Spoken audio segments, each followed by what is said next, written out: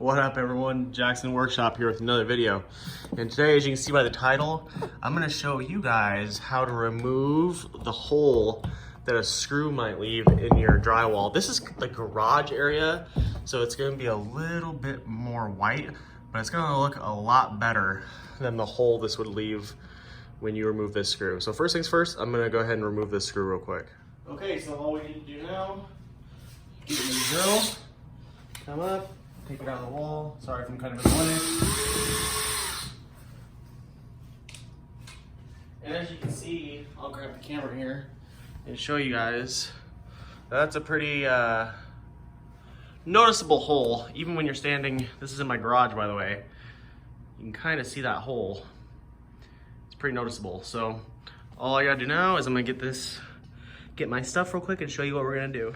Okay, so to start out, all I did was grab some really light sandpaper to get rid of some of those edges that left from the screw. This is 500 grit. Could probably get away with using like a 200 or something like that. Almost there. That looks a lot better. And really, this is all you're gonna need to get this job done. You can go into Lowe's or Home Depot and get this Drydex spackling. It's basically for drywall, and I've used it to make really big patches, but the general rule of thumb with a hole in your wall is if you can fit your finger in it, then you're gonna need to use like wire mesh, the drywall patches, and things like that. But if it's less than a finger, then you can use, so if the hole's like the size of a screw, you can just cover it up with this stuff and not use a patch. We won't have to use this stuff. Normally you would on the inside if you have texture on your walls. Out here in my garage, I don't have any. So I'll turn the camera around and we'll get this stuff out. The nice thing about this stuff is it's pink, so you can see exactly where you're spreading it. I'm just gonna use my fingers to put it on. It's not gonna take that much. So go over there and throw some. We're over here next to the hole here. And I probably just lost a little bit on the ground. Oh no, dropping it. Bad camera angle, because I'm holding it myself. And then you just gotta pack it in there until it's really nice and covered. Don't worry about getting it on the side too much. You can kind of clean it up along here, but you could just sandpaper that off.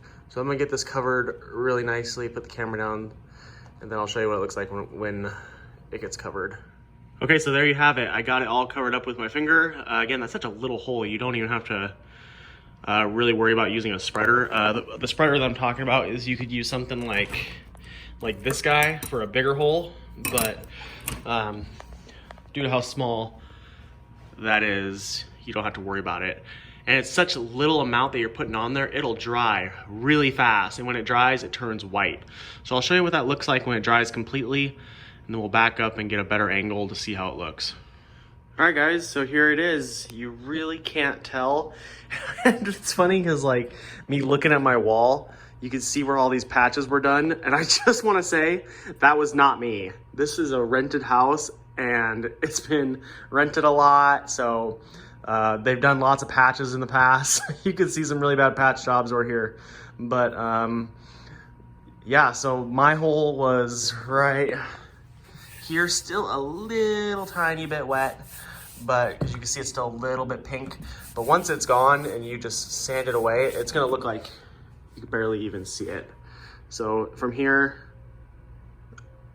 my hole is right over here.